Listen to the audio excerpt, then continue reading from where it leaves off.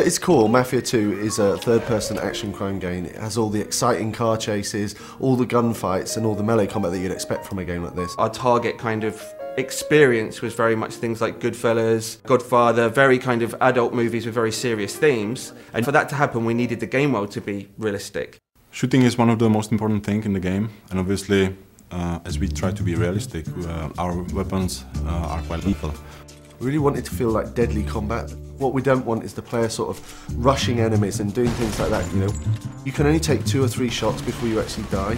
If someone shoots at you, the first instinct is to get behind some cover.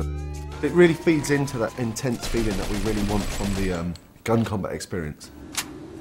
We spent a lot of time and effort on the cover system because the player will spend a lot of time using it. But you have to be careful because the cover can often be easily destroyed. So if you're hiding behind a fence and it starts to disintegrate, it's time to move elsewhere.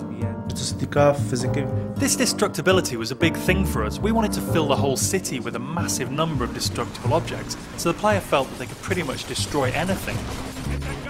The player can use a wide range of weapons, from pistols to submachine guns. Of course, we had to include the classic Tommy gun that everyone knows from the Mafia movies.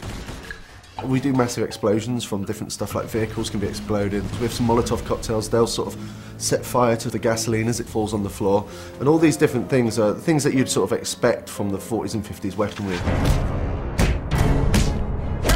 Melee combat in the game is a really sort of visceral experience. We want it to feel really brutal. So it's a very simple system. Using 2 buttons, you perform these either hard punches or light punches, and then using a combination of these, you perform these finishing moves. And the coolest thing is these finishing moves are sort of context sensitive as to where you are in the world. So if you're stood near the hood of a car, then the player might punch a guy and then sort of smash his head against the hood of the car, which is a really cool thing. The driving model is very realistic. So you drive these things, they really feel like period cars. They feel very heavy, they feel really satisfying when you're driving them around. Once you get familiar with the controls, there's a real skill to doing the handbrake turns, the donuts and the skids in the street. The inspiration for these has been the cars and the car chases that you see in gangster movies. So if you visualise a gangster movie chase, you know, the cars screeching around the corner with the smoke coming off the tyres, guys shooting out of the windows with Tommy guns, this is very much one of the key goals for the driving experience.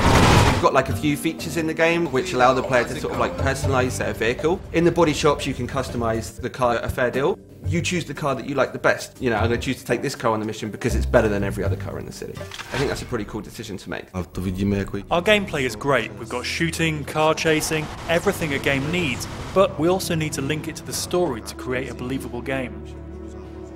We needed to move away from some of the more arcadey conventions that you see in other open world games and focus more on a realistic experience for the player, so the player behaves like a Mafia gangster.